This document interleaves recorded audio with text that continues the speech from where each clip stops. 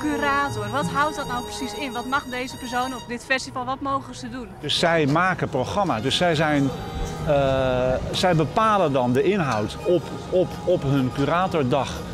En zoals Spinvis vandaag dat is en gisteren ook was, ja, zo is dat morgen weer Explore the North and Welcome to the Village. Mijn voeten, mijn arme voeten, hoger en hoger. Ziet echt dan niemand een man zonder voeten? Valt toch wel op in een zwembad, zou je wel zeggen. Dus ik mag mensen vragen die ik interessant vind, artiesten of dichters of dansers of strijkkwartets of tenet. En toen ben ik gaan nadenken van wie wil ik dan uitnodigen en wat wil ik eigenlijk vertellen. En dan denk je aan jezelf.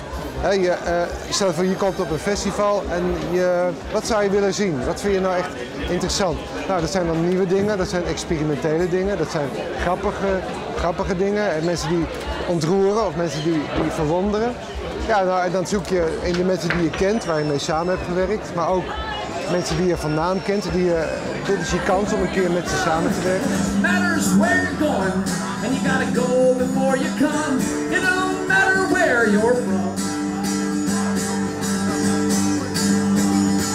We come from everywhere. Dit is een aanzet naar 2018, culturele hoofdstad Leeuwarden uiteraard, om samen producties op te gaan zetten die we op elkaars festival in ontwikkeling kunnen zien.